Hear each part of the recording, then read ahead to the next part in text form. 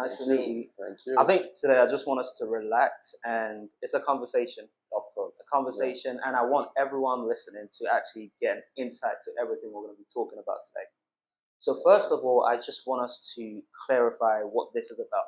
So for those listening and for those that are going to be watching, the aim of today is, with the growing concerns, what's happening lately is a lot of Nigerians in diaspora have given up on what they call politics in Nigeria. And what's happening right now is a rise of young people finally deciding, okay, we need to take back our country.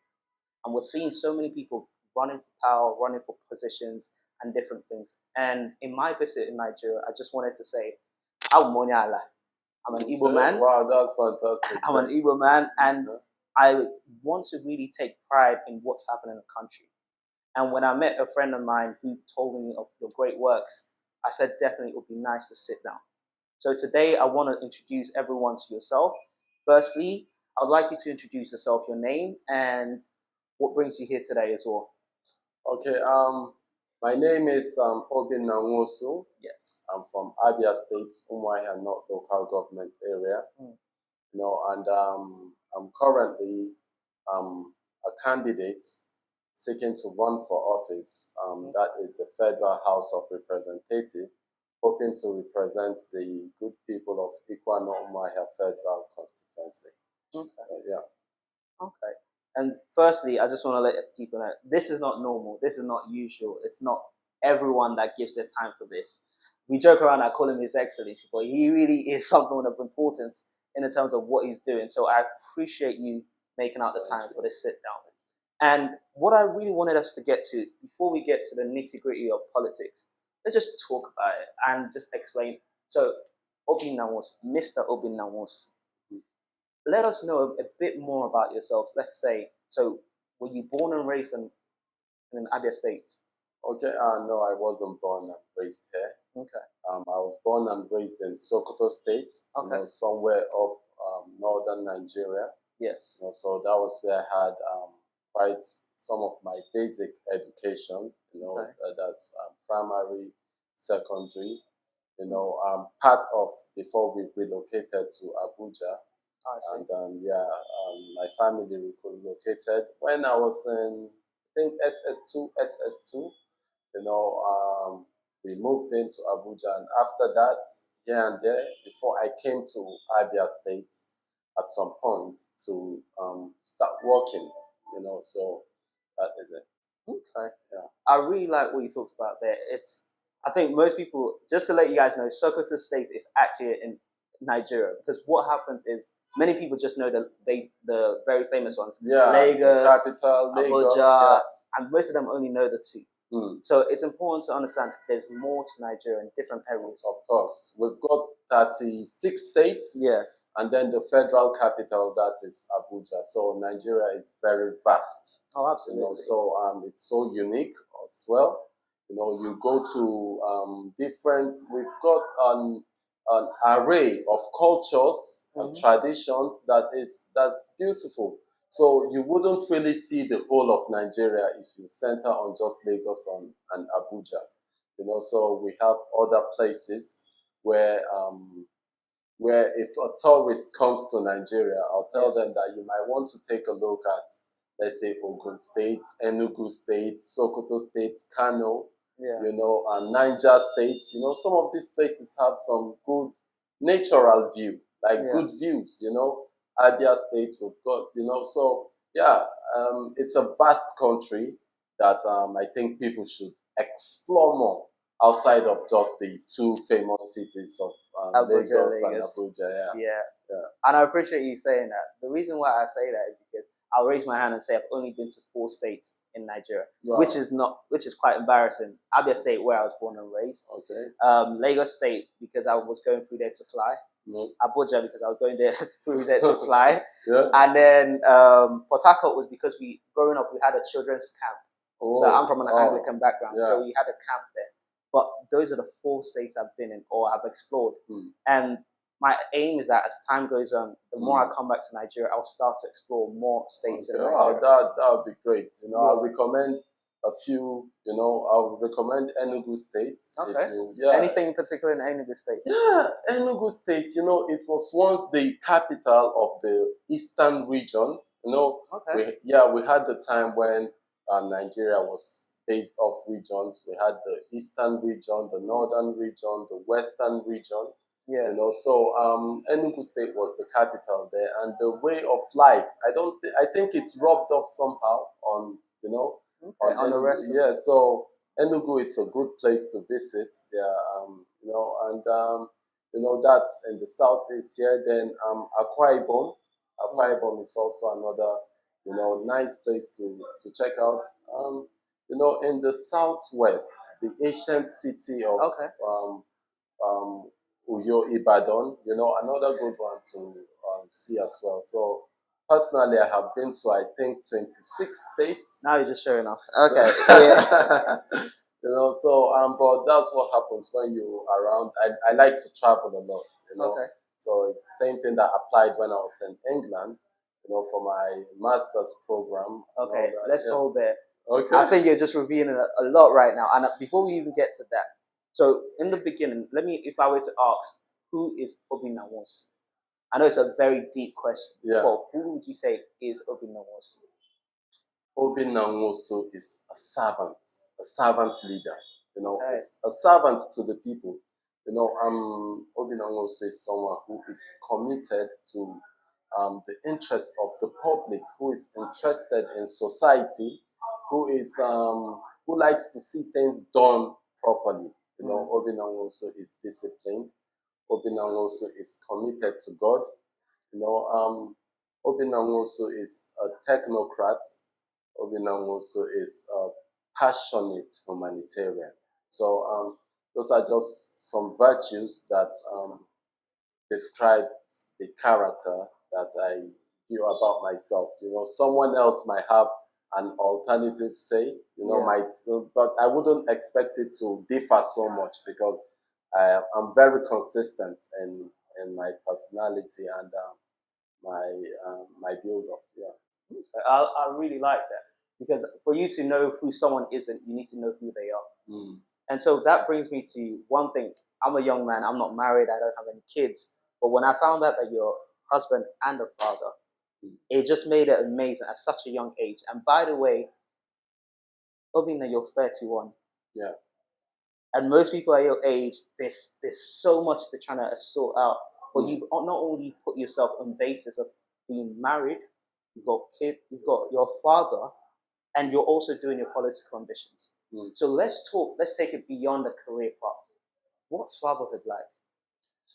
Well, fatherhood has been a thing of joy. It was a new experience for me, So I became a father at 30. Yeah, I became a father at 30, which actually isn't so young, but that family life, I'm a family man. I love to spend time with my wife and kids. Yeah. It's just sad that politics now keeps me sometimes away, from the family. I have to shuffle them because my favorite quote, I'll say it, is from the movie Troy, Oh, yeah? And he said something. He said, all my life, I have lived by a code. And that code is simple. Honor the gods, love your woman, and fight for your country.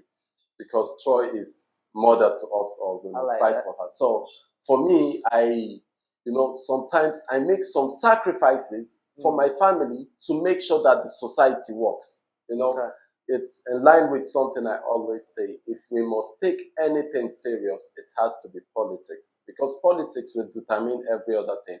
The quality of education my children will get and the average child on the street, the quality of health care, our hospitals, the quality of security. We see right now there are some security challenges around the country.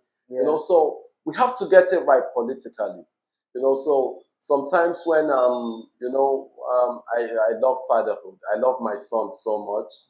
And hopefully we might be having another soon. But then it has been a whole new experience for me. You know, I try to spend as much time, you know, with the family as possible, you know, but I also try to get a balance. You know, I don't want the family to struggle. I don't want societal responsibility to struggle as well, because society can go, um, how will I call it now? Wayward if if the same mind stay away from the politics. You know, let me bring this up. One of the reasons that motivated my decision to go into politics, you know, while I was working in Abia State here, you know, 2019, you know, we had a function in Abia, and I was discussing with a lecturer with Abia State University. We had a fantastic discussion just centered about society, Abia State, the issues with Abia State, how it can be done better and stuff. And he said something to me. He said to me, Abia State is in the position it's in because people like you have stayed out of the politics. So whenever you apportion blames, do not forget to take your fair share of the blame. You know, those words gave me sleepless nights. You know, it got me thinking for a long time. You know, we always complain, but sometimes we have to take action. You know, we have to also be involved in the process of nation building. You know, so while I kick it off, you know, kick it with my son, you know, try to put him on Project Mbappe. You know, he loves football a lot. So whenever I'm around, I bring out the ball and we kick it. You know, but I also combine it. And I believe God has been helping me.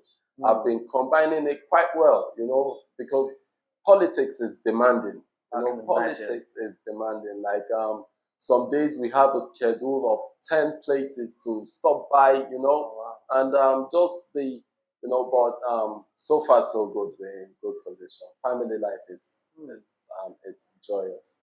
It's interesting you say that. I'm a family man, and I value family very much. And I believe that this isn't a famous quote like your Troy one, but I believe that a lot of the reasons why society fails is because families fail.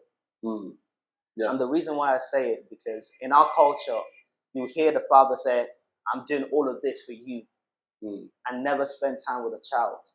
The child grows up not having any relationship with a father. And there's a disconnect. They now repeat the same cycle. And what happens is we have a society of people that have no value for family. And then because there's no value for family, there's no value for society. The society is family. And so it's interesting that you talked about the importance, but I like the fact that you're honest about these things, that it is hard. It is a sacrifice, but the sacrifice is also in making sure you have time for both. And I like that. And before we even explore more on the politics, I wanted us to go a bit, you mentioned it briefly. What do you say, because you studied abroad, you studied in the UK, you studied at University of Bedfordshire, MSc Investment and Finance. So would you say that that had an influence in your perspective going to politics, or what would be your take from studying abroad? Sometimes when you go to these societies that that the social amenities are in place, like in the UK, it's I'll call it a functional society, you know.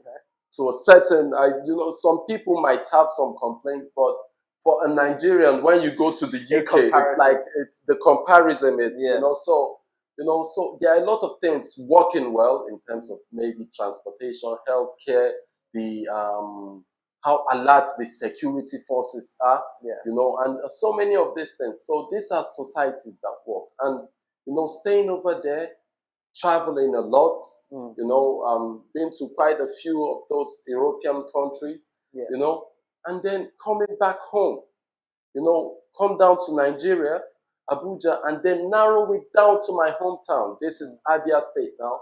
You know, there's a lot that has been left undone. There's a lot that we can do better on, you know. So I was in the UK, and many people said you had all opportunities to stay behind, you know. But then I love it down here. I want to see things work down here. So I took that, and then it's been here and there. We've been having issues both in terms of education. As you may know, Yeah. the public universities in Nigeria now are on strike. They've been shut down for close to 6 months now. That is horrible. I don't imagine how such a thing can happen in a society that prioritizes education, because education is also integral to nation building. Very, very important.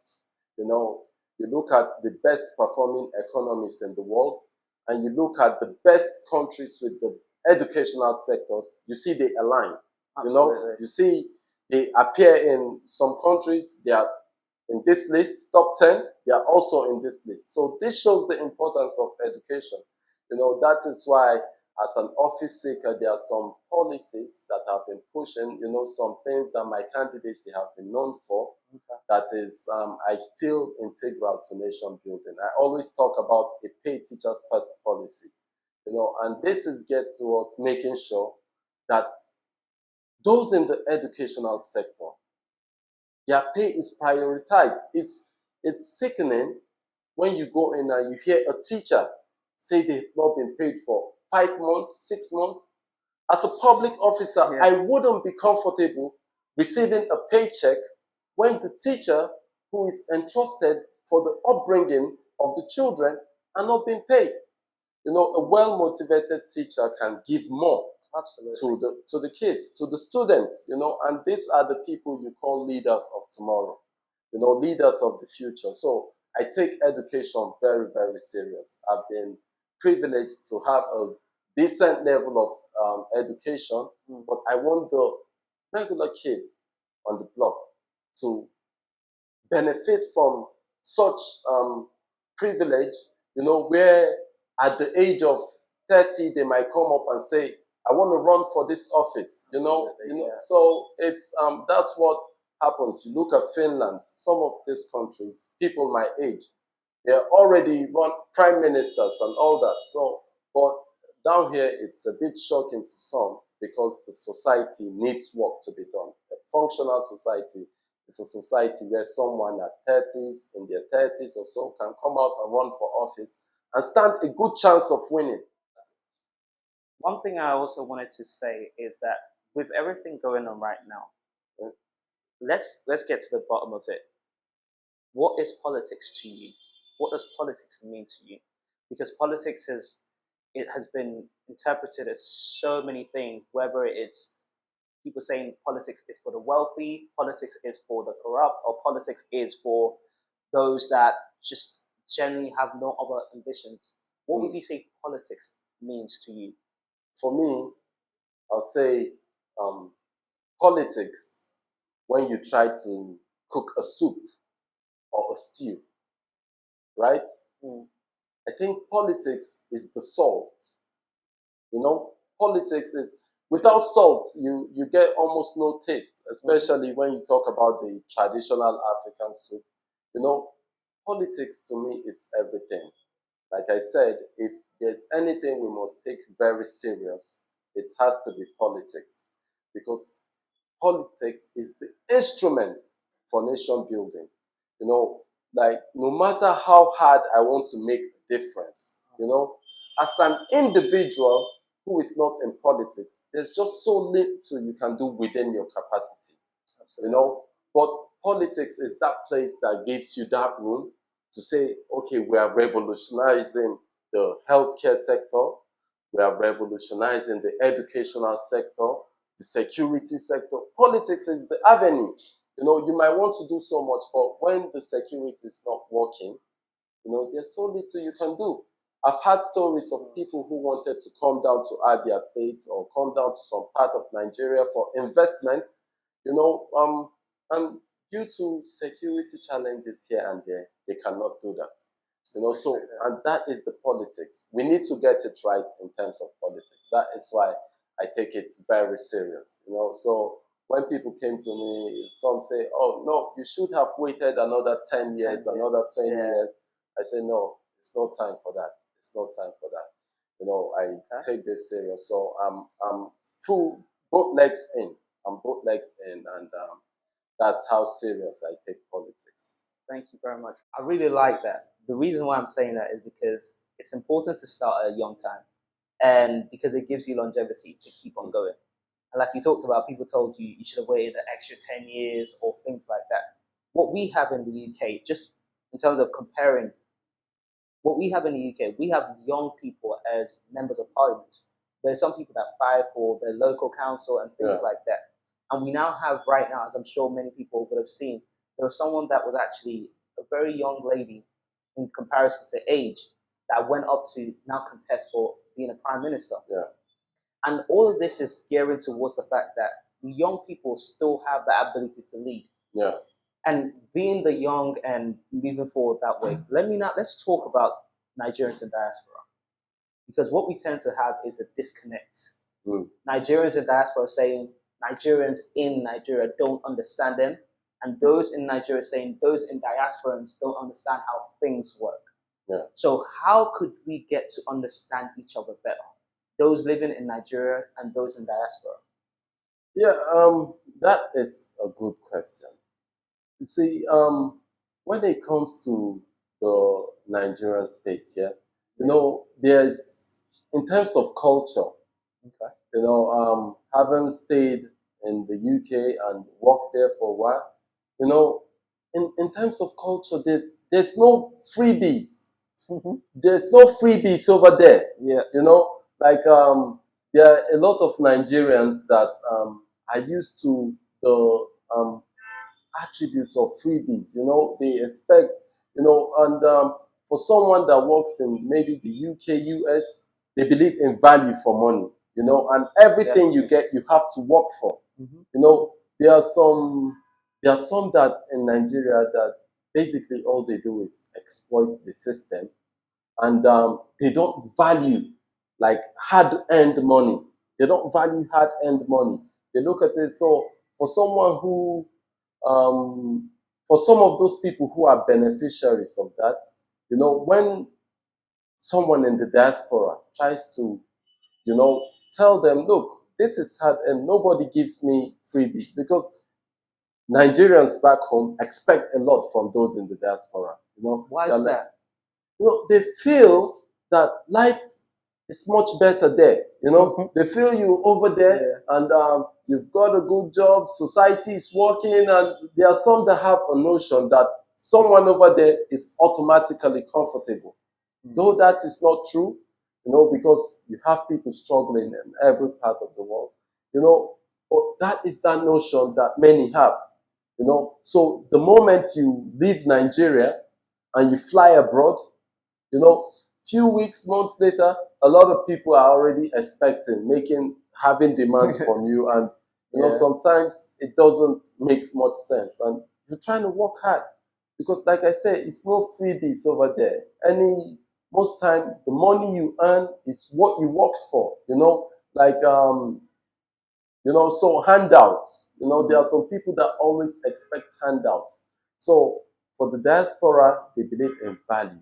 They believe in value. So even in terms of support and all, so that is something that comes there.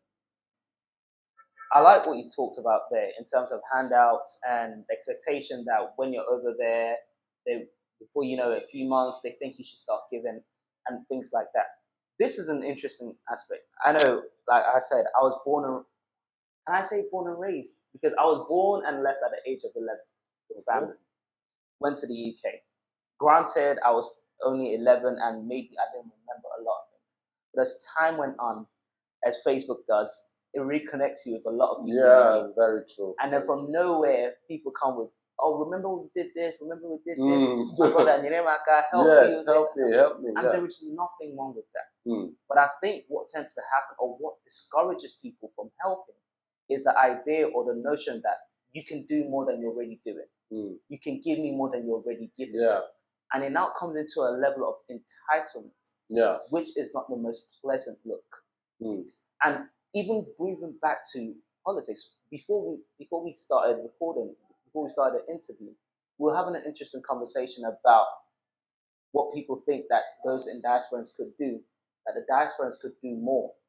And those in diaspora are saying that those that live in Nigeria could do this or that. So let's talk about politics. What, for those in diaspora that are saying, I know I asked this question earlier, those that think politics, or those in diaspora that think politics is for the wealthy, what do you make of that statement? No, the issue about politics being for the wealthy is politics is expensive anywhere in the world. Politics is quite expensive. Yeah. You know, but when the society is involved, then it creates room for those who may not be privileged, have all that wealthy status, to also be in politics. Okay. You know, and that is in terms of supporting vibrant candidates. You know, supporting vibrant candidates, and this is somewhere else that the diaspora can, I believe the diaspora can play more role.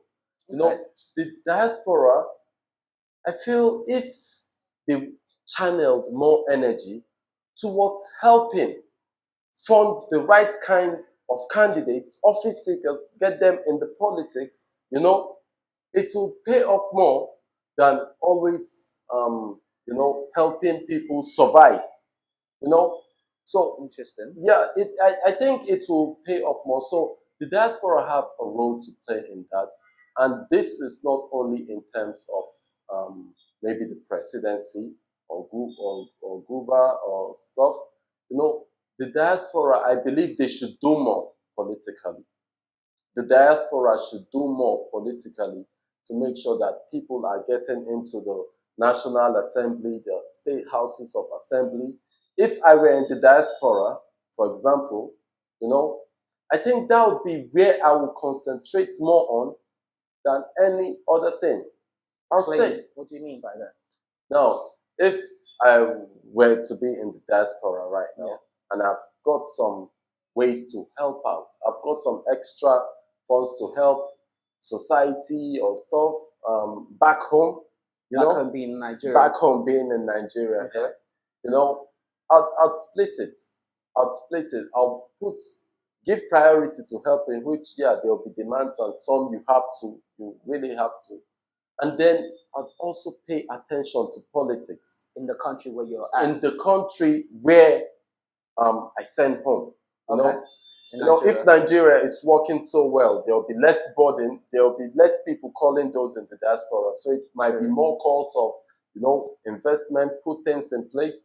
I tell you, those in the diaspora, they get more calls to help the family survive, and they get more reach out to say, okay, let's put things, because diaspora remittances, like investment in the country, you know, we need that.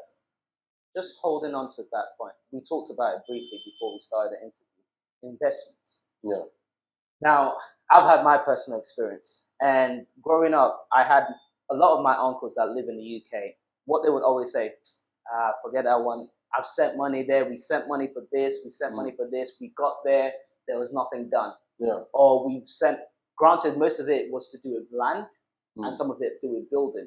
Yeah. Now, when it comes to politics, investing in politics, you mentioned a very interesting and bold statement that diasporans can do more or should do more when it comes to investing in the right candidacy. How can we even know who the right candidacy is, where most of the people we hear about are those that, let's say, have more financial funding? Yeah. How do we actually get a better understanding? No, we have candidates. 2019, for example, we had a situation where there was a presidential debate. And two of the candidates, now these are the leading candidates, blatantly refused to show up for the debate. You know, and debate is one way you weigh how prepared a candidate is. You know their plans, you know, and we have been saying this, especially in our society here, where an office seeker is trying to run for office and is trying to avoid debates. Because it's a different thing putting together a manifesto or documents, and you can easily get someone on the street, even outside, to prepare a nice document for you. But there's a case of a politician who had all this manifesto about tech and how he's going to do this and that on tech. Then he was called up to make an address, and he called Instagram, Instagraph. And he kept calling Instagram, Instagram. But you see, that is why sometimes working societies prioritize debates. They like in the US, before you become a US president, you get involved in over 20 debates. A lot. Yes. A lot of debates. The people grill you.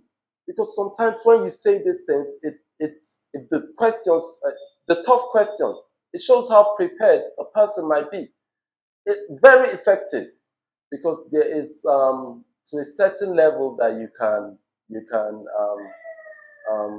cannot give what you don't have. You can't give what you don't have. So, and that is why in Africa you see a lot of politicians, they try to shy away from these debates, So it's from interactions with the people, interactions with the media, interactions with the public, that the people get to know your ideology, your stand on different issues. It's not like something that is very common in African politics. I don't know, maybe as a result of the poverty rates and stuff. A politician who goes out, maybe distributing foodstuff and all that, and someone who has a roadmap, you'd be surprised that the person who has not shown you what he's going to do for you, but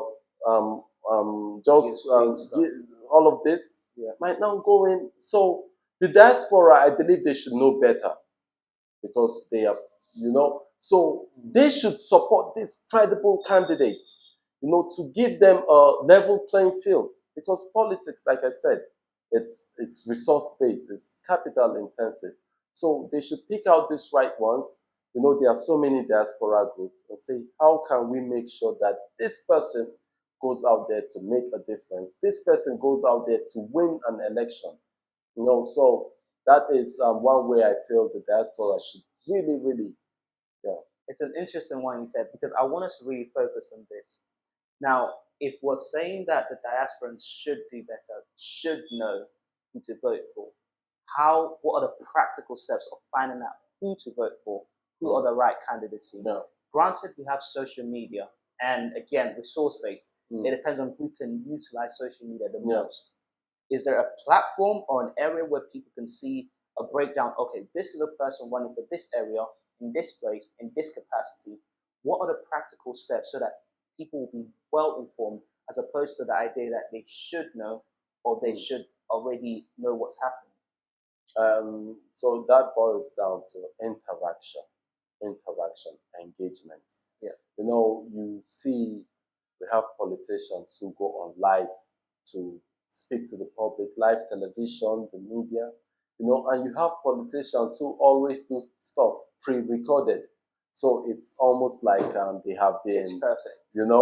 Yes, so they have been groomed and say this and say this. So these are things that the diaspora should look into. Because the diaspora actually it's nothing for the diaspora to fund elections for credible candidates. There are Nigerians out there doing quite well. So I feel more priority should be placed in the politics. Like I said, I'm someone who takes politics very serious. I started making donations to political campaigns when I was at the age of 17 or so, within my little capacity. Okay. And that is very rare in terms of the Nigerian political space, So that is something, and it's part of that reason that I know how important politics is.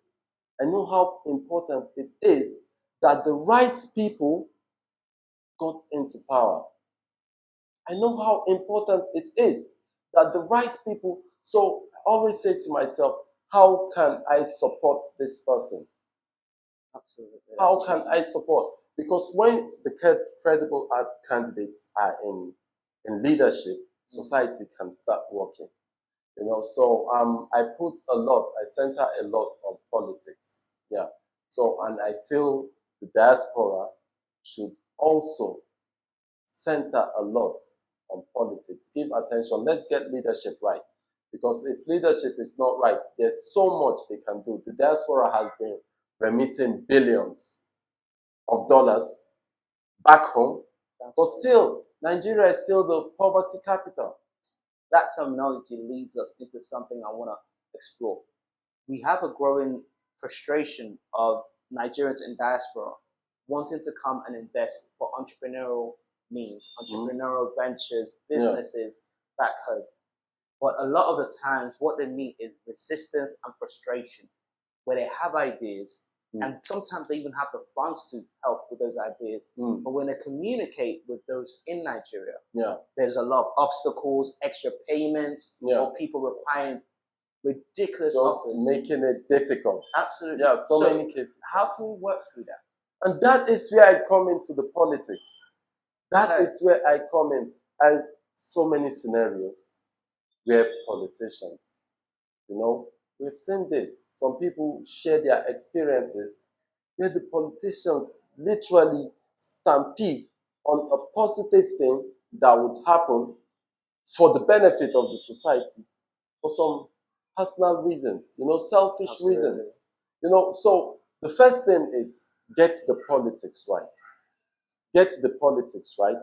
And then someone that has the characters, competence, the capacity, the mindset for servant leadership, quality leadership. These are people that will prioritize the right causes without looking at themselves first. So that is why I say the diaspora should start thinking more about politics. How in a few diaspora groups that I'm involved in, I'll say that what can we do to make sure that the person running for governorship here in this state or presidency is the right candidate? How can we support, to make sure that let's take this politics serious. I keep hammering on that. Let's take politics serious, because when we have gotten it right with leadership, then other things now can start flowing in the pace it's supposed to flow in. I really like that, and I think it's an interesting view, a different view from what most people think about. Because I think I just want to do a business. But what you're saying, it's foundation. Foundation being politics. When the politics is right, business opportunities come. And dare I say, could we say a return of the diasporans? Yeah, that is it. Okay. And now this brings the question. Everything is about step by step. People want to see a blueprint, a step by step, a building basis of this is how we do this. 1 + 1 = 2. So what would be your message to the diasporans on how we can make Nigeria better for the future?